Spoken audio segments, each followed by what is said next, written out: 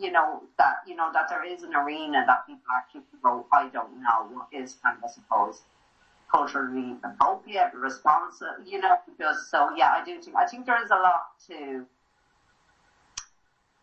of work to do because, yes, a lot of staff members are not comfortable. And just, I'm conscious of time. I know you have to be somewhere in 5 minutes. Is there anything important that you think I need to be asking about this issue? Because you seem to have quite a bit of exposure to the issue and an understanding of it. Like, say for the layperson in services who doesn't know, what do they need to know? If we're talking about in prisons, I do think just going by the level of, I suppose, complexity that can come from a relationship, either A, that they genuinely love each other and want to be together and don't want to be separated, that needs to be kind of recognised. The threats of separation, I think, is a big thing.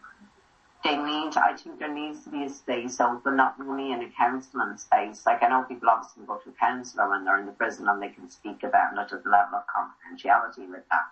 But in terms of relationships breaking down in the prison, that people aren't forced to be in that because they can't speak about being in a relationship, I think they need to develop some kind of, that people can ask each other without kind of having to say,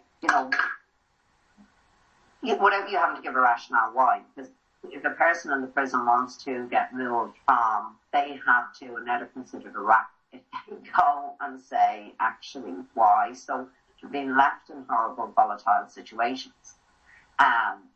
Whereas I know obviously prisons can't just go around changing people all the time, but maybe a little bit on why.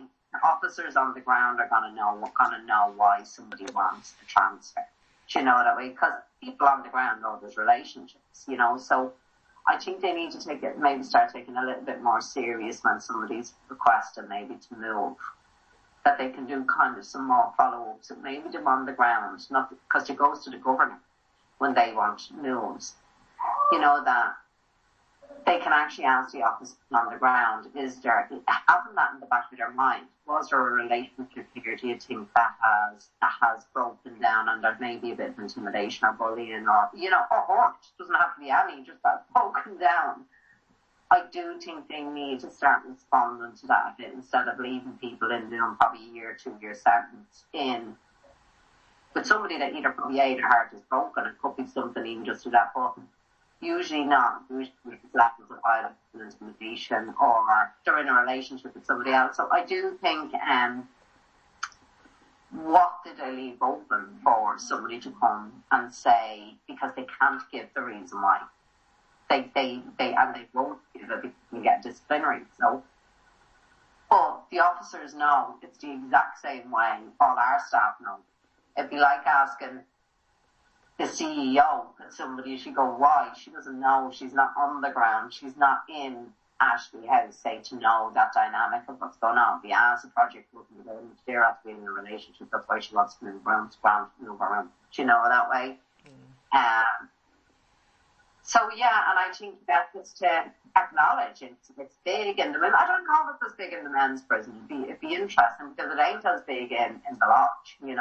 It's not.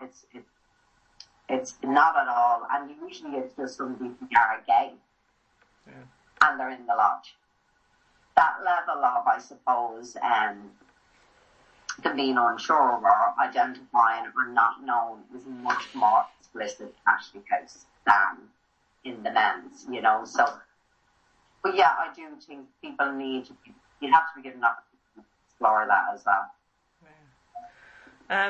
I'm looking at the time here. I can see that you're about to be late in a minute. I might stop the recorder here.